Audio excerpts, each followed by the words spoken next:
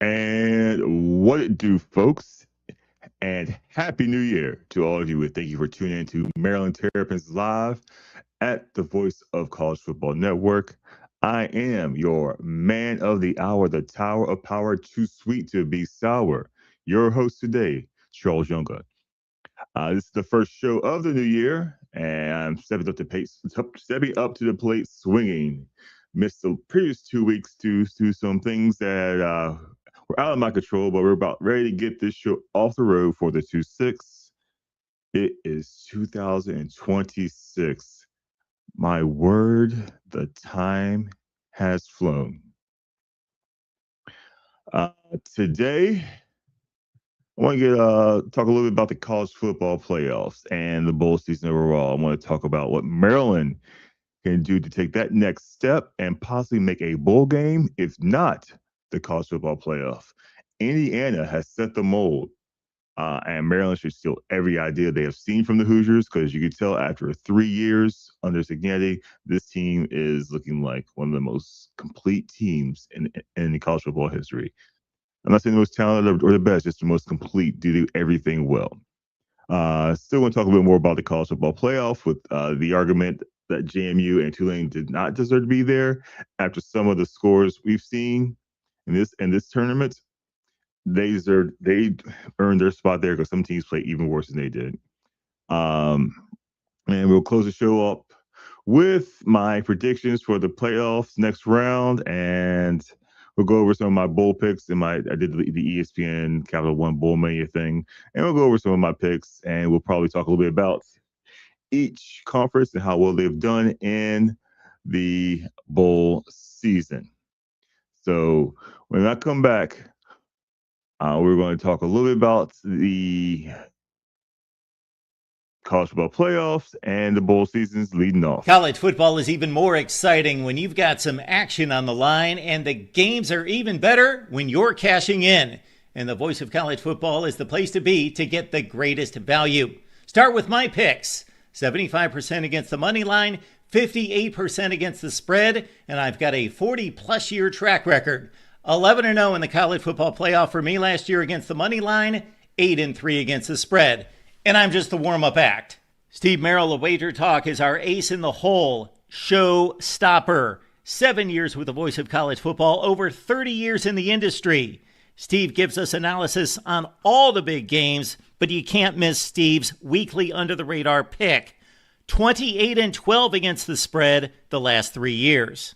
You also get picks from some of our top analysts here at the Voice of College Football, including Corey Bratta, Matt Zemek, and Steve Dace. Check out those numbers. Become a YouTube or Patreon member for just $99 per month. Go to the main channel on YouTube, click join, and then select the betting tier. Do the same thing on Patreon. Make 2025 a winner now. Make 2025 a winner now, but do not make 2025 the end of your financial security. If you have a problem with the games of chance, please call 1-800-GAMBLERS. They have the tools, they have the talent to show you, take care of your gambling problems. All right, first off, we want to talk a little bit about the college football playoff. Yeah, this has been an interesting round of playoffs this year since they expanded to 12 in 2024. We saw in the first round, James Madison fall to Oregon 51-34. Alabama came back and defeated Oklahoma 34-24. Ole Miss had a heck of a showing against Tulane, beating them 41-10. And Miami surpassed Texas A&M 10-3, and it won what we call not a barn burner. Then we'll move to the quarterfinals, which happened over the weekend. Oregon shut out Texas Tech 23-0. Indiana demolished Alabama 38-3. Put this in perspective, Maryland scored 10 points against Indiana in our game on November 1st versus Alabama didn't even score a touchdown against Indiana. The Miami defeated the Ohio State 24-21 in a pretty solid matchup of a ACC proving the fact that they should still be here, defeated the number 2 team in the nation. And all those people, we'll talk about that a little bit later, about the people crying about certain teams not making it, certain teams did make it. At the end of the day, what happens on the field is the only way to determine who's the best team.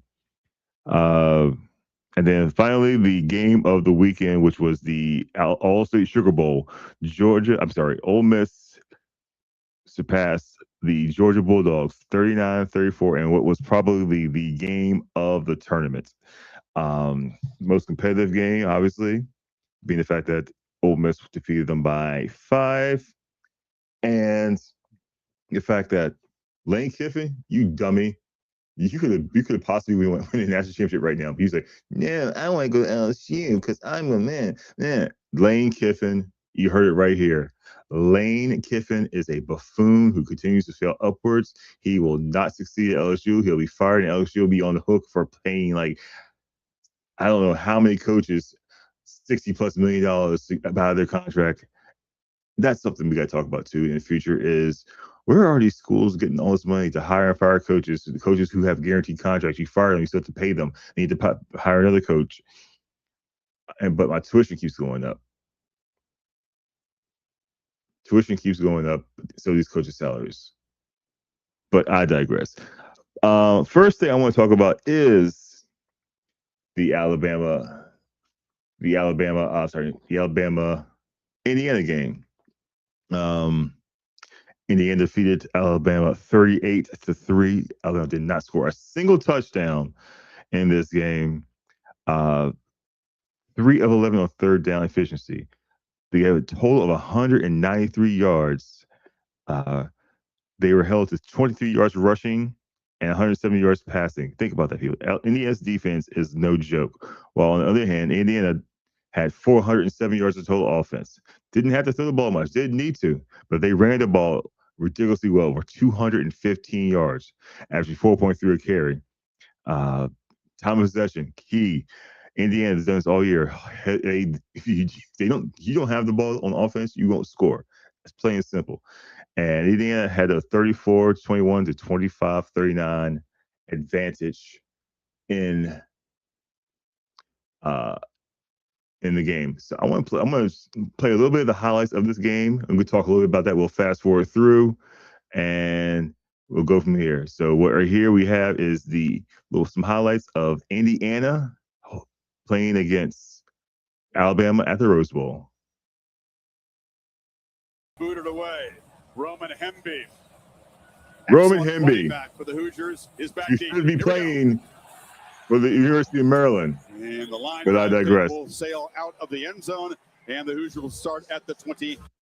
So what we're going to do here, we're going to fast forward a little bit through this game, and we're going to show you some of the key plays that happened in this game where it looked like, oh, this is going to be a close game. But then you realize, no, it's not. This is going to be terrible. So first off, we're going to go to the very first Oregon touchdown, which was not until the third quarter, surprisingly, because both teams were, I want to say, hanging in there tight. So here we go. Again, and a tough catch made by Ryan Williams. You saw the blitz right across the rim. This is, as you said, Chris, we've watched him. Not only does he take the hit, but he had over Alabama. I'm sorry, I was off by a little bit here. Here we go. 11 plays, 58 yards. Let's go here. Here we go. Quickly accelerates. First down near the 15. Got 11 more. No more timeouts to work with. So they're looking to throw. And Mendoza flips it.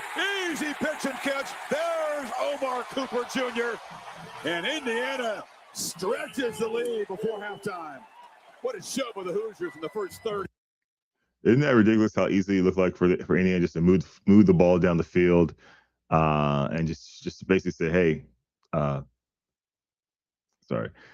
Indiana's first touchdown was Indiana's first touchdown at the what was the score? It was the 10-49 in the second quarter. Indiana scored that touchdown. It's like, and it's continued. Another touchdown, 17-0. Another touchdown, 24-0. Then Alabama gets a field goal with 2:44 remaining in the third after a 9-play, 65-yard drive took 5 minutes, 2 seconds off the clock. And then Indiana answers the game with a touchdown in the fourth, another touchdown to finish to the final score of 38-3, where it's pretty bad when it comes to like how poorly Alabama performed. And I want to talk a little bit more about some of the other games here today. I want to talk a little bit about Miami versus the Ohio State. The U defeated Ohio State 24-14. Even though Ohio State outgained them by yards, 332 yards to 291. The difference was 2 turnovers, 2 interceptions thrown, which led to I don't have the points off of turnovers, but yeah, Ohio State gave this game away. They had the opportunities to win this game, but they did. Carson Beck, 87-year-old Carson Beck, was 19-26 for 138 yards and a touchdown, while Julian Sayin, who was a Heisman finalist, did not play up to his Heisman finalist Sanders, going 22 of 35 for 287 yards, a touchdown, 2 interceptions. Ohio State has Bo Jackson, no relation, had 11 carries to 55, while on the other side, Miami had Mark Fletcher Jr., who rushed for 9 yards on 19 carries. This was probably one of the least entertaining games of the playoffs. Lots of actually not much of anything because of like explosive plays and excitement here. But compared to how the Oregon, surprisingly entertaining Oregon Texas Tech game, it was a shutout, but Texas Tech's defense was amazing. I mean, they held Oregon to only 309 yards of total offense. They forced 2 turnovers. Sorry, they first a turnover interception throw, but Oregon's defense was just much better, allowing 215 yards, forcing 4 turnovers, 2 fumbles, and 2 interceptions.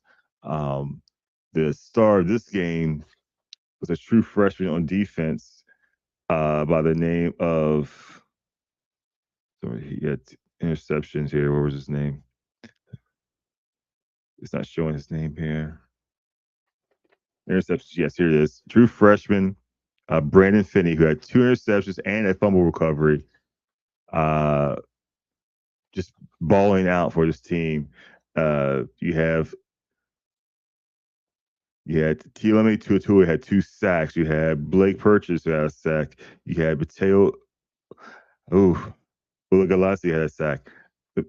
How well Texas defense played, Oregon's defense played much better, which is showing the fact that Big Ten, Oregon has converted itself from the Pac-12 style of high-polluting offenses, high-power offenses to be more defense-oriented because they shut people down now. They can score, but they can shut you down too. So.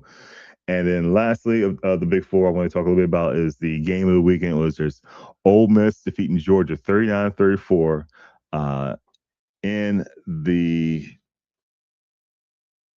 Sugar Bowl. Yes, Sugar Bowl. Ole Miss quarterback Trinidad Chambliss was on fire. The homeboy was 30-46 for 362 yards, had thrown for 3 touchdowns. They were able to run the ball with Keywan Lacey, who had 98 yards on 22 carries with 2 touchdowns. Big targets downfield with Harrison Wallace III and Deshaun Stribling. Wallace III had 9 for 156 yards and a touchdown, and Stribling had 7 for 122. They both had longs over 40 yards. So think about it. They were just doing whatever they want.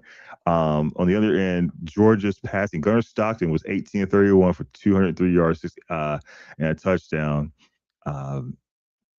It wasn't, their offense was not crazy, as they only scored 219 yards of offense. Sorry, excuse me, 343 yards of offense compared to Ole Miss's 473. It's just crazy how the fact that these teams are supposed to be the top teams in the league, and the competition level, it seems to be not showing. So okay, if you're supposed to be such a great team, Ohio State, and you got beat by the 10 seed Miami, or Georgia, you got beat by I can see it more because I can see it's more understandable because Ole Miss has been one of the top teams all season. But Alabama, you just embarrassed yourself and the SEC, because we're going to talk a little bit about the conferences and how well they have played in their Pacific Bowl games right after this message from our... College football is even more exciting when you've got some action on the line, and the games are even better when you're cashing in. And the voice of college football is the place to be to get the greatest value. Start with my picks. 75% against the money line, 58% against the spread, and I've got a 40-plus year track record. 11-0 in the college football playoff for me last year against the money line, 8-3 against the spread. And I'm just the warm-up act. Steve Merrill of Wager Talk is our ace in the hole, show stopper. 7 years with the voice of college football, over 30 years in the industry. Steve gives us analysis on all the big games, but you can't miss Steve's weekly under-the-radar pick. 28-12 against the spread the last 3 years. You also get picks from some of our top analysts here at the Voice of College Football, including Corey Bratta, Matt Zemek, and Steve Dace. Check out those numbers. Become a YouTube or Patreon member for just $99 per month. Go to the main channel on YouTube, click join, and then select a betting tier. Do the same thing on Patreon. Make 2025 a winner now. Make 2025 a winner now, but if you do have a gambling problem, please do call 1-800-GAMBLER. That is 1-800-GAMBLER if you have a problem with your gambling. Next, I want to talk about a little bit about the bowl wins by conference. I printed up just a little sheet here. This is as of recording right now, which is 1/29 on January 2nd of 2026. The American Conference is 4-3 in their bowl games. The ACC is 6-4 in their bowl games. The Big 12 is 4-2 in their bowl games. The Big 10 is 9-4 in their bowl games.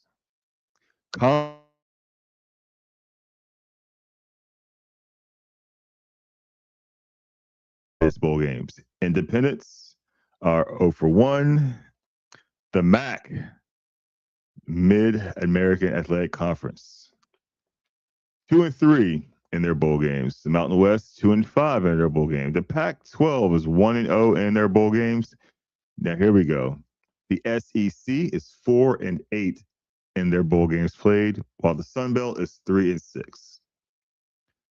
Now we were talking about the Sun Belt and how they are not worthy of being in the college football tournament. They had the same win percentage as the SEC in their bowl games.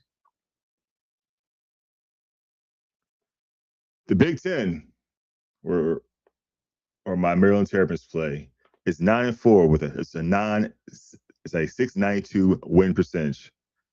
Second to the Pac-12, but the Pac-12 only has one game. They have one win, so that I don't really count that.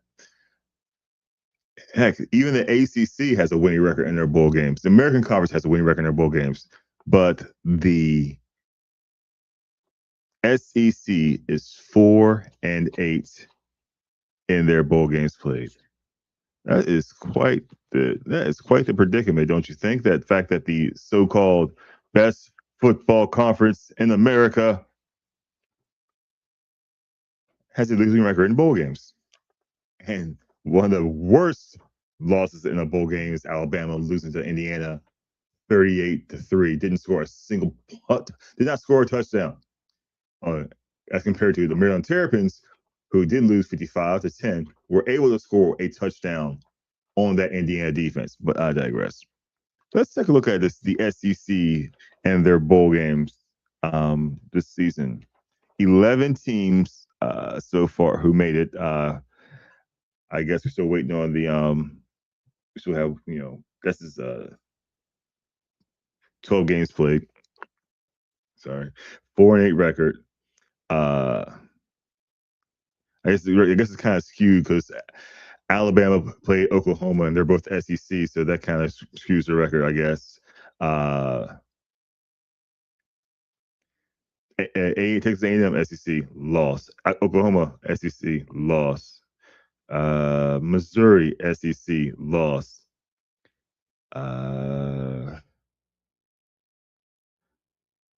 Vanderbilt lost to Northern Iowa. Michigan lost to Texas. Alabama lost to Indiana. And I guess Ole Miss beat Georgia. So there are two teams. The teams that won, it was Alabama beating Oklahoma, like I said, SEC over SEC, 34-24. Ole Miss defeating Tulane in the first round, 41 to 10. And then Virginia beat Missouri. Houston beat LSU. Illinois beat Tennessee. Northern Iowa beat Vanderbilt. Texas, which is also SEC. I keep forgetting about that too. That's confusing. So the only teams the SEC beat that were not in the SEC was Michigan and Tulane. They only beat themselves, and then they play somebody else out of conference. They lost. Embarrassing. That is embarrassing. Compared to season, and then you have the teams like the Sun Belt, 3-6, Old Dominion, Arkansas State, and Georgia Southern all have won their bowl games. They're still waiting on Texas State versus Rice, which is the January 2nd game, the Armed Forces Bowl. Now let's go to our beloved Big Ten, because the Big Ten is showing teams how it's supposed to be done in college football. Big Ten, Washington beats Boise State 38-10. Oregon beats James Madison 51-34. Northwestern defeats Central Michigan 34. I should say the bowl game. Excuse me. Washington won the LA Bowl 38-10 over Boise State. The CFP first round, Oregon beat James Madison 51-24. And the Game Above Sports Bowl, Northwestern defeated Central Michigan 34-7. The Minnesota defeated New Mexico in overtime in the Rate Bowl, 20-17. Penn State defeated Clemson and the Penn State Bowl, 22-10. Illinois defeated Tennessee in the Music City Bowl, 30-28. TCU in a fantastic game, the Valero Alamo Bowl, defeated USC 30-27 in overtime. It was a phenomenal game. Iowa defeated Vanderbilt. There we go. Big Ten versus SEC. Big Ten wins.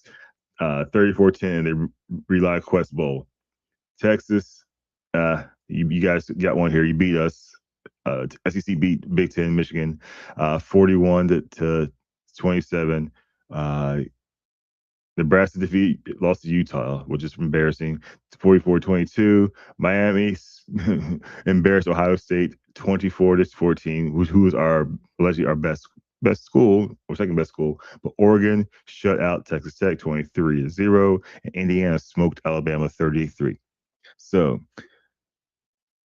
we didn't play ourselves in the bowl games like Alabama, like Southern SEC did. So we actually had to go out there and play different teams, different styles of play, different skill set. We didn't play the same team we played 3 or 4 times already and still get blown up by them. But like I said, this proves the fact that just because you're in a Power 4 conference, and if you remember the 1 of 5 schools, you deserve to be there just as much as anybody else. So when we come back, we're going to talk a little bit more about the college football playoff and my predictions for the rest of the playoffs and who's going to win it all right after this.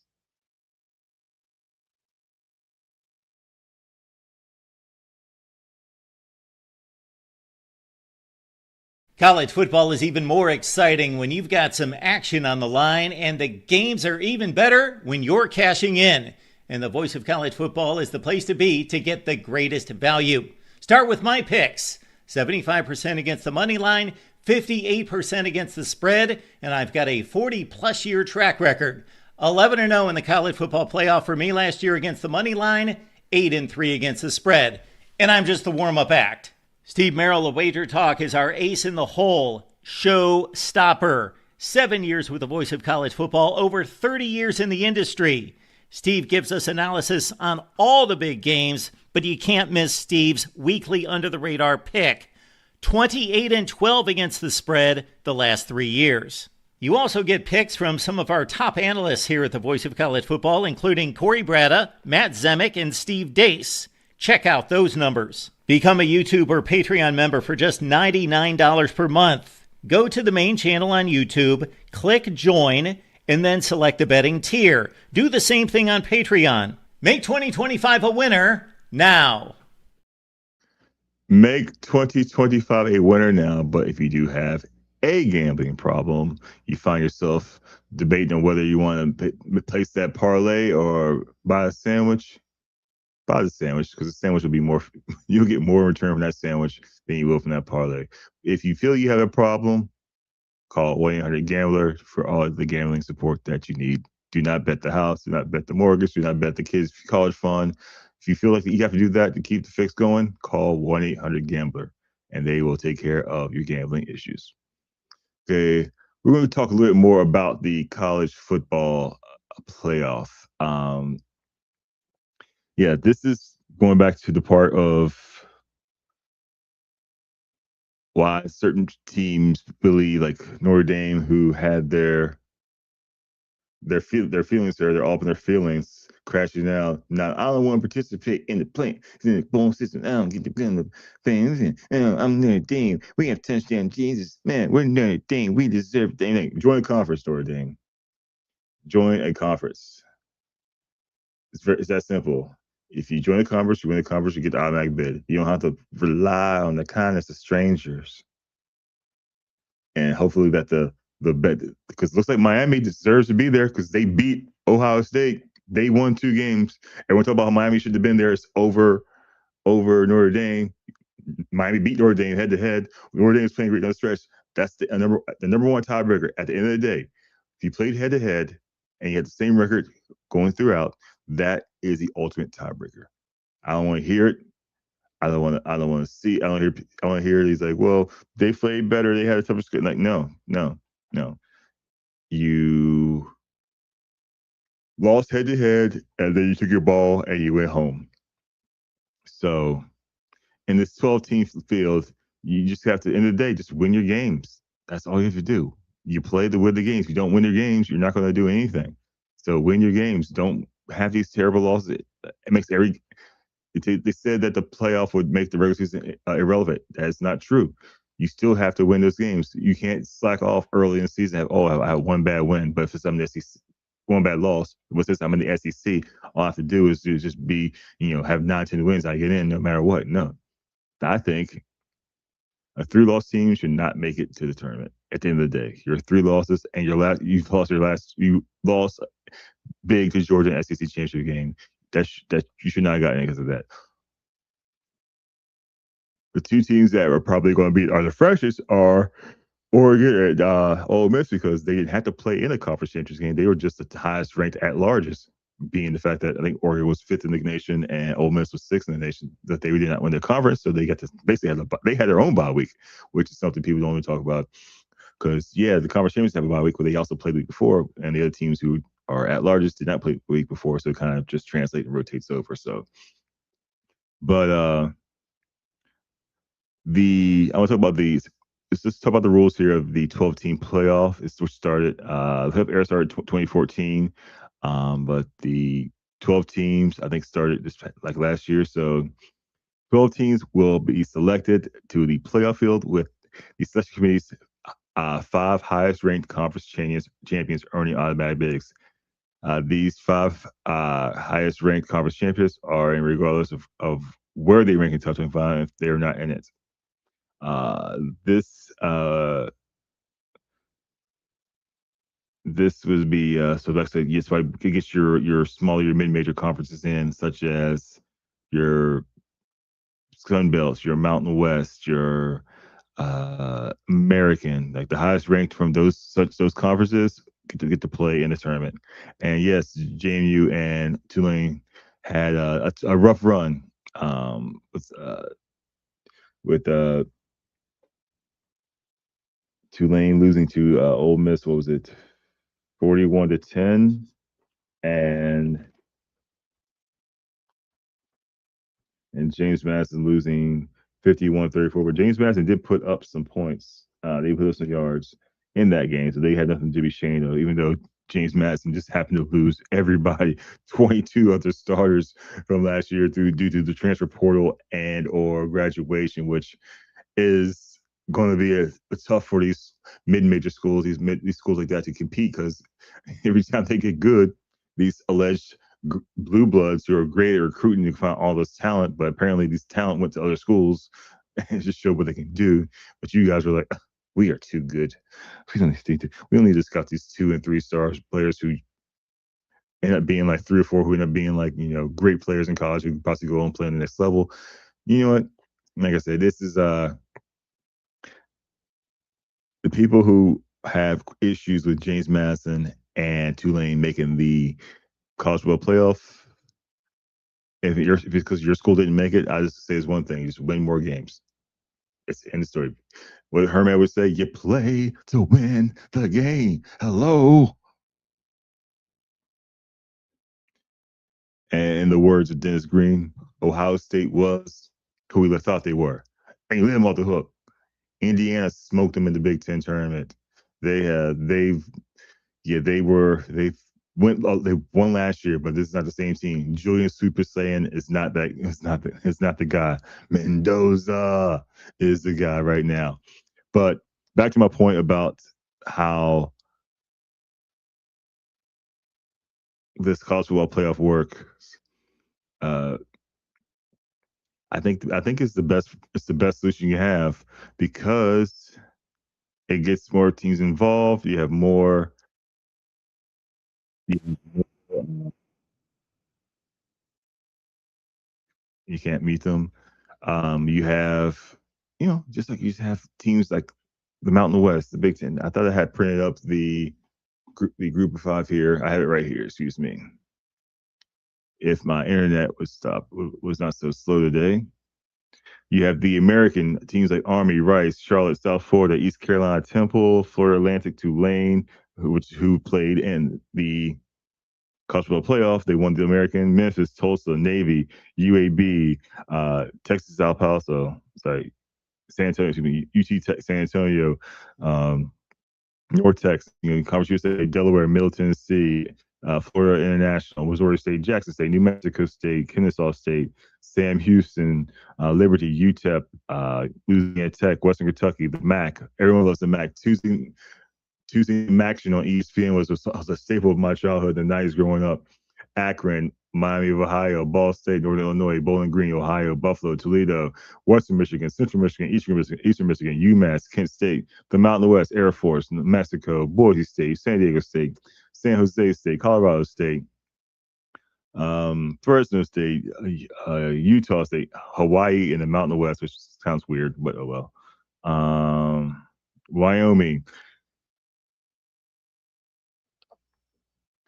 We have the Pac-12, which only has 2 teams right now: Oregon State, Washington State. Where's the rest? The Sun Belt in the West: Arkansas State, Louisiana, Southern Alabama, Southern Miss, Texas State, Troy, University of Louisiana Monroe. And we have in the East Division: App State, Coastal Carolina, Georgia Southern, Georgia State, Madison, James Madison, Fighting Dukes of JMU, Marshall, and Old Dominion, ODU. These schools now have a reason to invest in their football program to, win these 2 conferences, win these divisions. Because these schools are not pushovers. Yeah, think about it. You have Appalachian State in the Sun Belt, the team who started this trend of these mid majors defeating the big bads, and they beat Michigan in that game so many years ago. You have schools like Boise State who were on an amazing run in the 2000s. You have schools like like I said, Tulane this year. In the past, Navy had a great year this year. Maybe they won. You could have had Navy play in the college football tournament. Schools like the MAC. He said the other Miami of Ohio. It gives a little bit more uncertainty of who's going to win it all every year if you allow a group of five conference in the group of five conference, which will be considered our mid-major conferences. They're not the Power Five because the Pac-12 is no longer a Power Five. I don't know where the Pac-5. These two Pac-12 teams, Oregon State and Washington State, should just join the Mountain West or call it a day, or Conference USA and call it a day, or split up. One goes to Mountain West, one goes to Conference USA. Either way.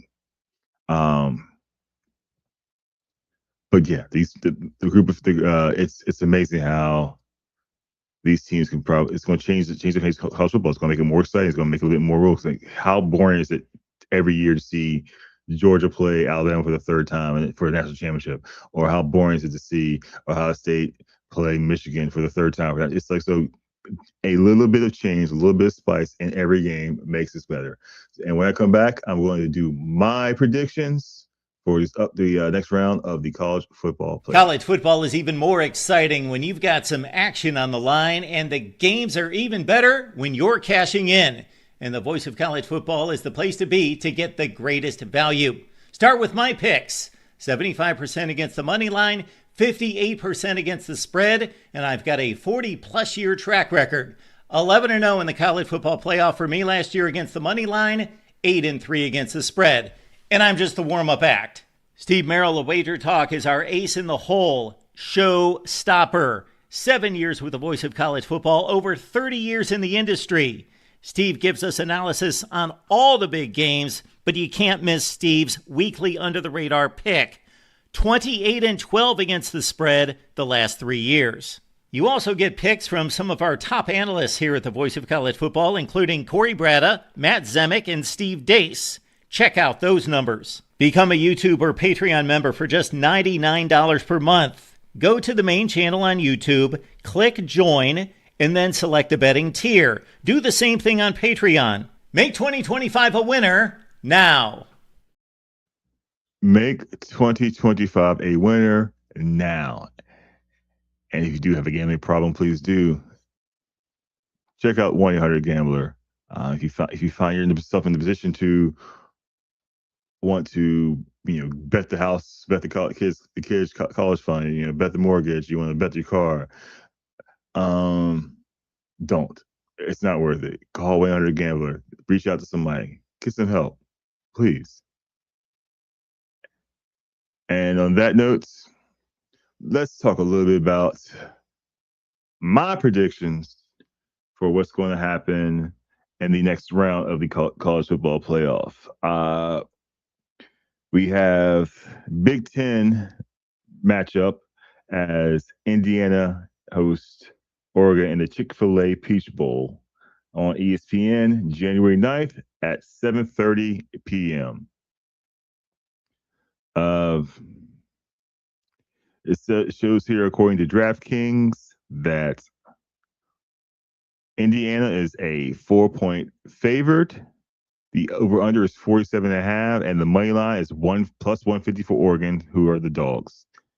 And then we have Miami facing Ole Miss on Thursday, January 8th. Should have said that one first, at the Vibro Fiesta Bowl on ESPN. And the winner of these two games will play off at the Miami Gardens of Florida, a college football playoff champion, which will be on January 19th at 7:30 on the worldwide leader, ESPN.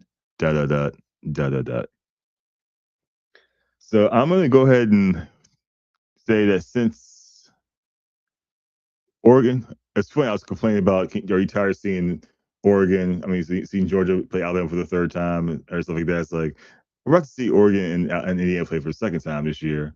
So I guess maybe it's just, it's Big Ten's turn now. Indiana defeated Oregon 30-20 on October the 11th. Fernando Mendoza was 20 at 31 for 215 yards, a touchdown interception, and Dante Moore was 20 at 34 for 186 yards, a touchdown, 2 INTs. Roman Hemby had 70 yards and 2 touchdowns in that game, while Jordan Davidson only had 59. Elliott Surratt had 8 catches for 121 yards in that game. So that's the reason why Indiana is favored, because they are head-to-head matchup. They've already defeated them. So for this game, I am going to I want to hold off on this one because I'm not sure about this one, but Ole Miss at Miami. Well, I guess you can't really say it's at Miami, but versus Miami in the Fiesta Bowl. Miami is a 3-point dog. Over under is 51.5. They're expecting a high scoring game here. Miami's favorite over Ole Miss, favorite of 3, and Ole Miss is a plus 130 dog. You know what? I want to say this is just to throw throw a little something.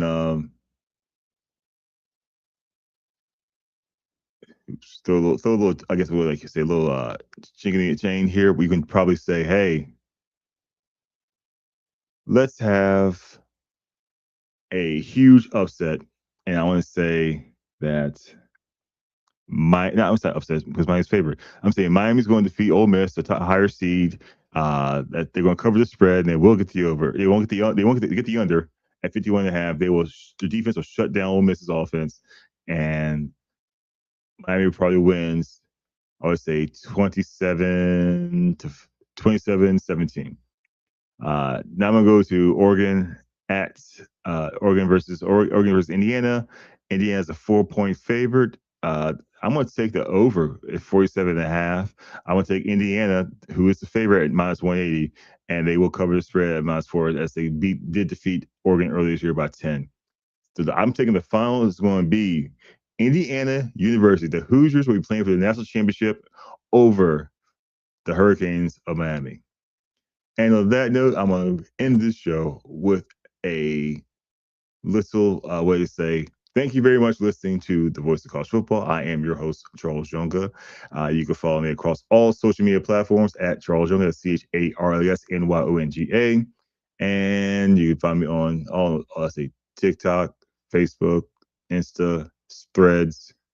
They're bringing back Vine. I hope you heard about that. So I'm going to try to get back in the Vine and stuff like that. So when I do, I say Happy New Year, everybody. Don't forget to like, subscribe, and share this video to all your friends, family, and loved ones. And on that note, I will bid you adieu. Good afternoon, good night, good evening, wherever time you're watching this, and we'll see you soon. Bye.